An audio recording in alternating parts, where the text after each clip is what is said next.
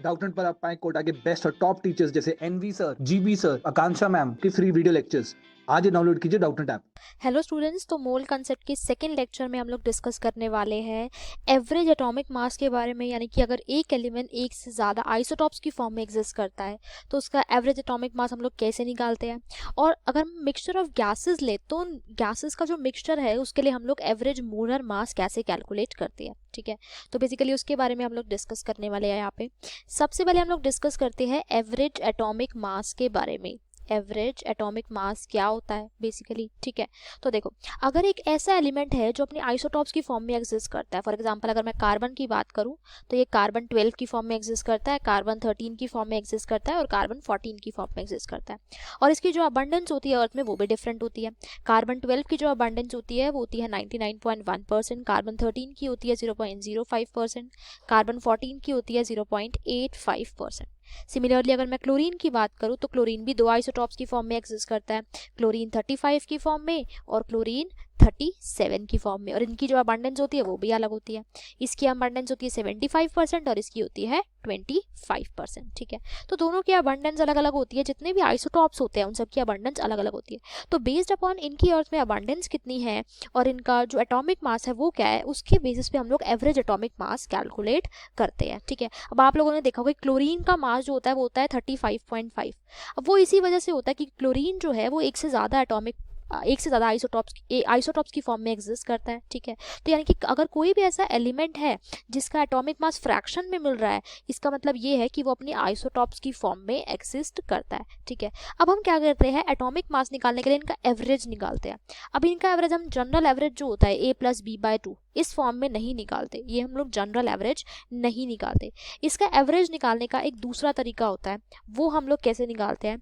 हम लोग क्या करते हैं, जो परसेंटेज अबंडेंस होती है उसके थ्रू हम लोग कैलकुलेट करते हैं। मतलब जितनी हमें परसेंटेज अबंडेंस गिवन है और जितना हमारे पास मोलर मास गिवन है उस अकॉर्डिंग हम लोग कैलकुलेट करते हैं। फॉर एग्जांपल अगर मैं बात करूँ क्लोरीन की देखो दो आइसोटॉप्स है, chlorine 35, chlorine 37।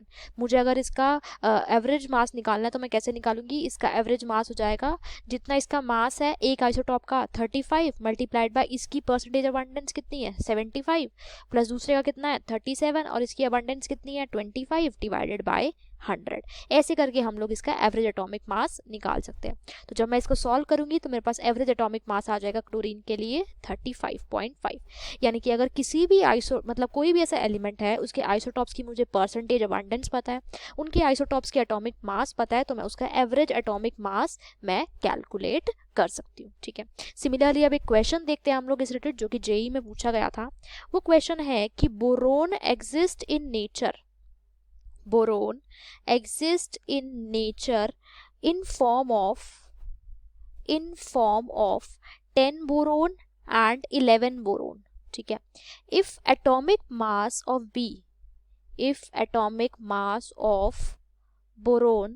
Boron is 10.8 atomic mass unit AMU। ठीक है, बोला है कि बोरोन का जो एटॉमिक मास है ना वो, अब हमें एटॉमिक मास दे रखा है। ठीक है, और उसने बोला है कि बोरोन दो आइसोटॉप्स की फॉर्म में एग्जिस्ट करता है।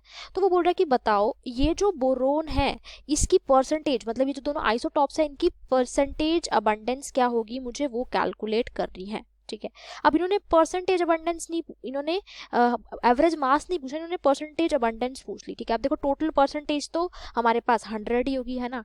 एक की परसेंटेज में मान लेती हूँ कि जो B10 है, ठीक है, उसकी परसेंटेज में मान लेती हूँ x है। ठीक है, उसके अलावा जो B11 है उसकी परसेंटेज कितनी हो जाएगी देन 100 माइनस एक्स, बस यही तो हो जाएगी। इसकी मैंने x मानी है, इसकी मैंने 100 माइनस एक्स मानी है ना। तो अब देखो वही फॉर्मूला पुट करके देखते हैं। एवरेज एटॉमिक मास कितना है 10.8। ठीक है, मास कितना है 10 और इसकी परसेंटेज अबंडेंस है x, तो 10 into x plus 100 minus x into 11 divided by 100। ठीक है, बस इसको सॉल्व करना है और अब आंसर निकालना है। तो ये हो जाएगा हमारे पास 1080 it is equal to 10x plus 1100 minus 11x। ठीक है, बस अब इसको सॉल्व करना है और x की वैल्यू को कैलकुलेट करना है। तो ये हो जाएगा हमारे पास 20 इज इक्वल टू x क्या आ जाएगा 20। ठीक है, तो यानी कि जो 10b था उसकी परसेंटेज कितनी थी 20% और जो 11b था उसकी परसेंटेज कितनी हो गई 80%। तो इस तरीके से अगर हमारे पास एवरेज एटॉमिक मास गिवन हो तो हम उनकी परसेंटेज अबंडेंस भी कैलकुलेट कर सकते हैं, दोनों तरीके से कैलकुलेट कर सकते हैं। अब यहाँ पे एक छोटी सी ट्रिक हम लोग अप्लाई कर सकते हैं। देखो, अगर हमारे पास क्वेश्चन गिवन हो और ऑप्शंस में गिवन हो कुछ की, बताओ कि इनकी परसेंटेज अबंडेंस कितनी होगी, 20% होगी, 80% होगी, या फिर 40% 60% होगी, या फिर 50-50 होगी, 50% 50%। ये मैं बता रही हूँ 10B फर्स्ट वाला और 11B सेकेंड वाला। या फिर वो बोल दे कि इसकी 80% होगी और इसकी 20% होगी, ऐसे क्वेश्चन दे दे आपको, और वो बोले कि इसका एवरेज एटॉमिक मास है 10.8। तो आपको देख के कैसे पता लगा सकते हो, देखो 10.8 अब किसके क्लोज है, 11 के क्लोज है, यानी कि जो आपका 11B आइसोटॉप है ना, मान लो समझ जाओ कि अब इसकी परसेंटेज अबंडेंस ज़्यादा है, ठीक है। तो 20-80 ये हो सकता है, यही तो हमारा आंसर था। 40-60, अगर ये 10.8 है, ये 11 की बहुत ज़्यादा क्लोज है, अगर ये 10.6 होता 10 तो मैं कह सकती थी, है ना, तो मैं कह सकती थी कि ये 40-60 हो सकता है, लेकिन ऐसा नहीं हो सकता। दोनों की 50-50 भी नहीं हो सकती क्योंकि 10.5 भी नहीं है, तो ये भी इनकरेक्ट है। और 10B की 80 भी नहीं हो सकती क्योंकि ये 10B के तो बिल्कुल पास ही नहीं है, ये तो 11B के पास है, तो ये भी इनकरेक्ट है। यानी कि मेरा आंसर हो जाएगा कि 10B की परसेंटेज है 20% और 11B की परसेंटेज है 80%। तो इस तरीके से हम लोग कैलकुलेट कर सकते हैं, ठीक है। तो यानी कि हम अगर हमारे पास अगर किसी भी चीज़ की, अब जैसे ये कार्बन का आइसोटॉप था, अब इसकी परसेंटेज अबंडेंस मुझे पता है, ठीक है, इन तीनों की, मैं इससे इसका निकाल सकती हूँ। इसका एवरेज एटॉमिक मास कितना होगा, 12 × 99.1 प्लस ऐसे इस तरीके से इसका एवरेज एटॉमिक मास क्या हो जाएगा, ये हो जाएगा 12 × 99.1 plus 13 × 0.05 plus 14 × 0.85 divided by total percentage abundance कितनी है, 100। तो बस हमारे पास कार्बन का जो एवरेज मास होता है वो आ जाएगा, है ना। इस तरीके से हम लोग कैलकुलेट कर सकते हैं एवरेज एटॉमिक मासेस को, अगर एक एलिमेंट आइसोटॉप्स की फॉर्म में एग्जिस्ट करता है। अब सेकंड हमारे पास टर्म आती है average molar mass, average molar mass of gaseous mixture, of gaseous mixture. अगर मेरे पास डिफरेंट एक कंटेनर है, सपोज इस कंटेनर में डिफरेंट गैसेस है, ठीक है। सपोज कर लो इसमें SO2 भी प्रेजेंट है, इसमें O2 भी प्रेजेंट है। मुझे इसमें जो गैसेस प्रेजेंट है उनका एवरेज मोलर मास निकालना है, तो मैं कैसे निकालूंगी। अब SO2 का मोलर मास अलग होता है, O2 का मोलर मास अलग होता है। SO2 की कुछ क्वांटिटी प्रेजेंट होगी, कुछ मोल्स प्रेजेंट होंगे। सिमिलरली O2 की भी कुछ क्वांटिटी प्रेजेंट होगी, कुछ मोल्स प्रेजेंट होंगे। तो उसी बेसिस पे हमें कैलकुलेट करना है कि इसका एवरेज मोलर मास क्या होगा। अब कैसे कैलकुलेट करेंगे एवरेज मोलर मास, देखो वैसे अगर मैं बात करूं तो नंबर ऑफ मोल्स क्या होते हैं, नंबर ऑफ मोल्स होते हैं given mass divided by molar mass, given mass divided by molar mass, ठीक है।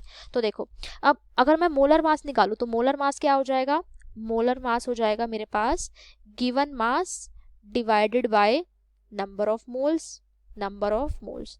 अब मुझे यहाँ पे एवरेज मोलर मास की बात करनी है, तो एवरेज मोलर मास क्या हो जाएगा, एवरेज मोलर मास या फिर molar mass of mixture, molar mass of mixture, ये क्या हो जाएगा, मास ऑफ मिक्सचर, जितना मिक्सचर का मास है, ठीक है। एवरेज मोलर मास या फिर मिक्सचर की अगर मैं बात करूँ कि मिक्सचर के लिए मैं एवरेज निकाल रही हूँ, तो जितना मिक्सचर का मास है divided by total moles of mixture, जितने मिक्सचर के मोल्स है, ठीक है। दोनों मैं देख सकती हूँ यहाँ पे, है ना। अब देखो टोटल मास ऑफ मिक्सचर में मान लेती हूँ WT, total mass divide by total mass में मान लेती हूँ NT, टोटल मोल्स, ठीक है। तो यहाँ पे एवरेज मोलर मास क्या हो जाएगा, total mass divided by total moles, ठीक है, total mass divided by total moles, ठीक है। अब देखो मास क्या होता है, मास होता है मोलर मास इंटू मोल्स, मास क्या होता है, molar mass multiplied bye moles, ठीक है।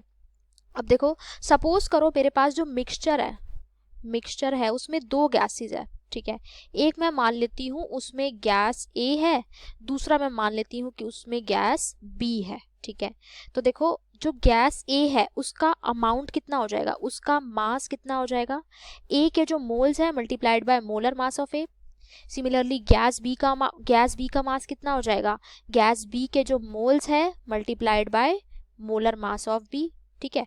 तो देखो इसका मास आ गया, इसका मास आ गया, टोटल मास क्या हो जाएगा, टोटल मास मैं लिख सकती हूँ, total mass is equal to A into MA plus B into MB। Total moles कितने हो जाएंगे, टोटल मोल्स हो जाएंगे A प्लस B, है ना। तो बस निकाल लिया मैंने। अब देखो टोटल मास को मैंने टोटल मोल से डिवाइड कर दिया, ये क्या आ गया मेरे पास, ये आ गया एवरेज मोलर मास। यानी कि अगर मुझे किसी भी गैसियस मिक्सचर का एवरेज मोलर मास कैलकुलेट करना है, ठीक है, तो मैं क्या करूंगी, देखो जैसे सपोज करो दो तरह की गैसेस गिवन है, पहले टाइप की गैस के मोल्स को उसके मोलर मास से मल्टीप्लाई कर दूंगी, उस गैस का मास आ गया। दूसरे टाइप की गैस ले लूंगी, उसके मोल्स को उसके मोलर मास से मल्टीप्लाई करूंगी, उसका मास आ गया।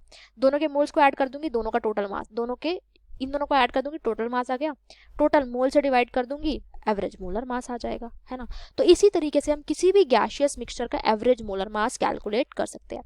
अब सपोज करो लेट 3 गैसेस होती ए बी सी, तीनों के मोल्स मान लिए मैंने, ए इसके पास ए मोल्स है, इसके पास बी मोल्स है, इसके पास सी मोल्स है, ठीक है। इसका मोलर मास मैंने मान लिया कि एम ए है, इसका एम बी है और इसका एम सी है, ठीक है। तो इसका एवरेज मोलर मास क्या हो जाएगा, ये हो जाएगा m1 M A into A plus M B into B plus M C into C divided by A plus B plus सी। ऐसे ही अगर फोर्थ होता तो M D into D plus A plus B divide by A plus B plus C plus D, बस वही कर देते, हमारे पास answer आ जाता, ठीक है। तो इस तरीके से हम किसी भी गैसियस मिक्सचर का मोलर मास निकाल सकते हैं। कैसे निकाल सकते हैं, टोटल मास को टोटल मोल से डिवाइड कर देंगे। टोटल मास कैसे निकालेंगे, इंडिविजुअल मास ले लेंगे और सबका सम हम लोग कैलकुलेट कर देंगे, ठीक है। या फिर इसको हम लोग ऐसे भी लिख सकते हैं कि average molar mass of mixture is equal to पहले गैस का मोलर मास मल्टीप्लाइड बाय उसके मोल्स प्लस सेकंड गैस का मोलर मास मल्टीप्लाइड बाय उसके मोल्स प्लस थर्ड गैस का मोलर मास मल्टीप्लाइड बाय उसके moles divided by total moles n1 plus n2 plus n3, ठीक है। Examples देखते हैं इसके। अब देखो जैसे अगर मैं बात करूँ एयर की, ठीक है, तो एयर में हमारे पास मेजर कॉन्स्टिट्यूएंट होता है नाइट्रोजन, देन उसके बाद होता है ऑक्सीजन। अब मैं मान के चल रही हूँ कि एयर के अंदर 80% तो नाइट्रोजन है और 20% क्या है, ऑक्सीजन। तो गैसेस का मिक्सचर है एयर, तो मुझे एवरेज मोलर मास निकालना है एयर का, ठीक है। एवरेज मोलर मास निकालना है मुझे एयर का। कैसे निकालूंगी, जितने दो तरह की गैसेज है, सपोज इसमें नाइट्रोजन और ऑक्सीजन है, नाइट्रोजन का मोलर मास कितना हो जाएगा 28 मल्टीप्लाइड बाय इसकी परसेंटेज अब मैं यहाँ पे लूंगी, जैसे हमने को आइसोटॉप्स में परसेंटेज ली थी ना, वैसे ही अब मैं यहाँ पे परसेंटेज ले लूंगी, divided by 80 plus 20 into 32 divide by total कितनी है, टोटल परसेंटेज या फिर टोटल मोल्स कितने हो जाएंगे 100 से डिवाइड कर देंगे, आंसर आ जाएगा। इसका आंसर आ जाएगा 28.8 ग्राम पर मोल। हमारे पास मोलर मास आ जाएगा एयर का 28.8 ग्राम पर मोल, ठीक है। अब एक क्वेश्चन डिस्कस करते हैं। क्वेश्चन है कि calculate the average molar mass of mixture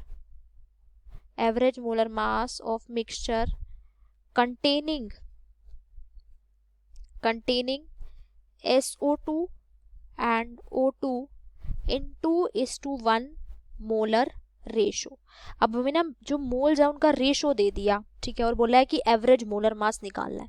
तो देखो एवरेज मोलर मास क्या हो जाएगा, SO2 का मोलर मास कितना होता है 64, 32 प्लस 32 इनटू में SO2 के मोल्स कितने हैं 2 प्लस O2 का मोलर मास कितना है 32 multiplied by 1 divide by total mass moles कितने हो जाएंगे 2 प्लस 1 यानी कि 3। बस सॉल्व कर देंगे, ये आ जाएगा 160/3। तो एवरेज मोलर मास आ गया 160/3। बस सिंपल है, हमें रेशो गिवन था मोल रेशो, उससे हमने कैलकुलेट कर लिया, ठीक है। अब एक और क्वेश्चन देखते हैं हम लोग, ऐसा ही इससे रिलेटेड क्वेश्चन है कि calculate average molar mass of mixture का एवरेज मोलर मास हमें कैलकुलेट करना है containing O3 and O2 ozone and oxygen in 2:1 mass ratio. अब हमें मोल्स का रेशो नहीं गिवन, हमें मास का रेशो गिवन है। तो कभी भी मास का रेशो मत पुट कर देना, हमेशा पहले मोल्स का रेशो निकालना है, उसके बाद वो पुट करना है, ठीक है। तो देखो O3:O2 गिवन है 2:1 मास का रेशो, लेकिन हमें तो क्या चाहिए, हमें तो मोल्स का रेशो चाहिए। बस मोल्स रेशो निकाल लो। मोल का रेशो क्या हो जाएगा 2 डिवाइडेड बाय 48:1 डिवाइडेड बाय 32, ठीक है। तो ये कितना हो जाएगा, ये हो जाएगा 2/3:1/2 यानी कि 4:3। तो मोल्स का रेशो आ गया। अब मोल्स का रेशो आ गया, बस हम एवरेज मोलर मास निकाल सकते हैं। तो एवरेज मोलर मास क्या हो जाएगा, O3 का मास कितना है 48, इसके मोल्स कितने हैं 4। O2 का मास कितना है 32, इसके मोल्स कितने हैं 3 डिवाइडेड बाय 4 + 3, बस इसको सॉल्व करना है और आंसर आ जाएगा।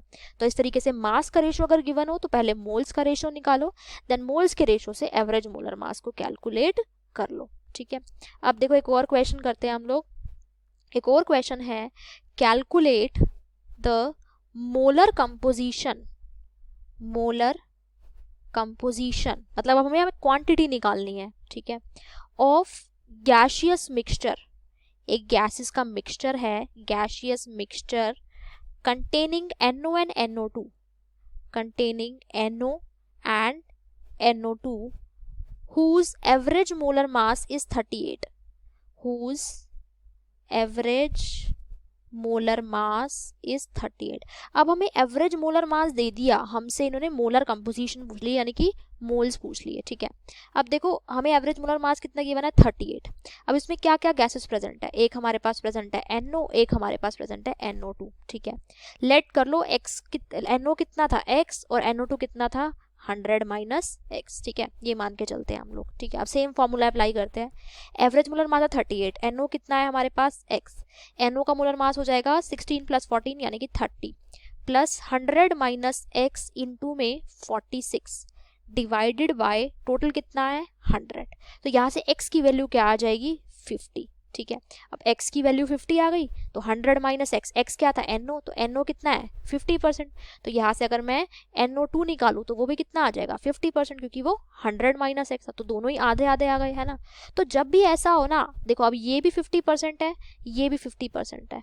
देखो जब भी आपके पास, अब देखो आपके पास यहाँ पे जो नॉर्मल एवरेज अगर मैं निकालूं, नॉर्मल एवरेज NO का मास है 30 और उसका है 46, 30 + 46/2 यानी कि 38।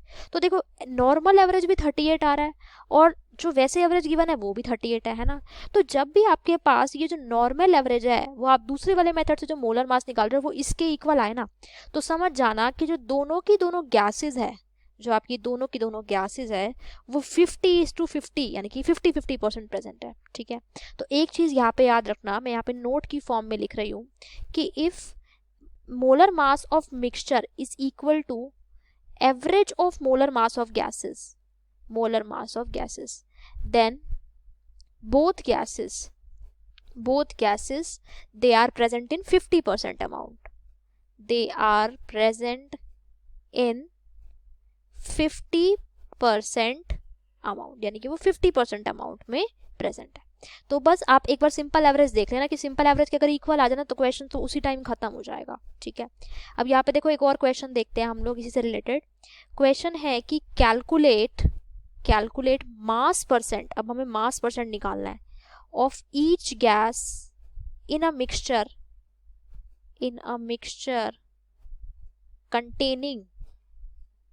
containing SO2 and O2 having average molar mass is equal to 50। एक आपके पास मिक्सचर ऑफ गैसेज है जिसका एवरेज मोलर मास दिया हुआ है, अब इन्होंने मास परसेंटेज पूछ लिया। ठीक है, तो सबसे पहले एक चीज चेक कर लो कि कहीं 50-50% तो नहीं है। वो कैसे देखेंगे, नॉर्मल एवरेज निकाल के देख लो। नॉर्मल एवरेज जो हम लोग निकालते हैं SO2 का मास प्लस O2 का मास, ये होता है 64 + 32 डिवाइडेड बाय 2, ये आ जाएगा 49। अब ये 50 के इक्वल नहीं है, यानी कि 50-50% तो है नहीं। ठीक है, तो हम डायरेक्ट फॉर्मूला नहीं अप्लाई कर सकते, हमेशा से चेक कर लेना पहले, आप लोगों के लिए क्वेश्चन इजी हो जाएगा। ठीक है, तो अब क्या करना पड़ेगा, हमें फॉर्मूला निकालना पड़ेगा। तो या तो आप क्या करो, पहले मोल परसेंट निकाल लो, फिर मोल परसेंट से मास परसेंट निकाल लो। उसके अलावा भी आप एक चीज कर सकते हो, कैसे, देखो अब देखो जो मिक्सचर ऑफ गैसेज है उसमें प्रेजेंट है एक SO2 और एक प्रेजेंट है O2। ठीक है, तो देखो ये जो SO2 है वो x ग्राम है और O2 कितना हो जाएगा, सपोज 100 - x ग्राम। अब एवरेज मोलर मास ये क्या होता है, total mass divided by total moles. ठीक है, अब देखो एवरेज मोलर मास कितना है 50, टोटल मास कितना है 100 मान लिया मैंने, इसको x मान लिया, इसको 100 - x मान लिया, तो टोटल मास कितना हो गया 100। टोटल मोल्स कितने हो जाएंगे, SO2 के मोल्स कितने हो जाएंगे x/64 प्लस 100 - x, इसका मास डिवाइड बाय इसका मोलर मास हो जाएगा 32। बस यहाँ से x की वैल्यू निकाल लो, दोनों का मास आ जाएगा। ठीक है, दोनों के x की वैल्यू निकालो, मास आ जाएगा, तो मास आ गया तो दूसरे का मास भी आ जाएगा, उससे हम लोग कैलकुलेट कर सकते हैं। ठीक है, तो इस तरीके से हम लोग यहाँ पे मास परसेंट नहीं, यहाँ पे मास ऑफ ईच गैस कर लो। ठीक है। तो यहाँ से हम लोग x की वैल्यू कैलकुलेट कर सकते हैं और मास निकाल सकते हैं, ठीक है। तो इसका आंसर क्या आएगा वो आपको मेंशन करना है कमेंट सेक्शन में कि यहाँ पे इसका x की वैल्यू कैलकुलेट करके क्या आएगी। तो इस तरीके से आपके पास कोई भी मिक्सचर गिवन है, उसका एवरेज मोलर मास गिवन है, तो आप उसके मोल्स के रेशो निकाल सकते हो, उसका मास निकाल सकते हो, हर चीज़ आप लोग कैलकुलेट कर सकते हो, ठीक है। तो यहाँ पे हम लोगों ने डिस्कस किया कि अगर एक एलिमेंट अपनी आइसोटोप्स की फॉर्म में एग्जिस्ट करता है तो उसका एवरेज एटॉमिक मास कैसे निकालेंगे, और अगर हमारे पास एक गैसेस का मिक्सचर है तो उसका एवरेज मोलर मास हम लोग कैसे कैलकुलेट करेंगे, ठीक है। नेक्स्ट लेक्चर में हम लोग डिस्कस करेंगे वेपर डेंसिटी के बारे में कि वेपर डेंसिटी क्या होती है, और उससे रिलेटेड कुछ इंपॉर्टेंट क्वेश्चंस और भी कुछ इंपॉर्टेंट चीज़ें हम लोग डिस्कस करेंगे, ठीक है। अगर आपको इस लेक्चर में कोई भी डाउट है तो उसको आप लोग कमेंट सेक्शन में मेंशन कर सकते हैं। Thank you very much. Class 6 से 12 से लेके नीट, IIT, JEE मेंस और एडवांस के लेवल तक 10 मिलियन से ज़्यादा स्टूडेंट्स का भरोसा। आज ही डाउनलोड करें डाउटनेट ऐप या व्हाट्सएप कीजिए अपने डाउट्स 8400 400 400 पर।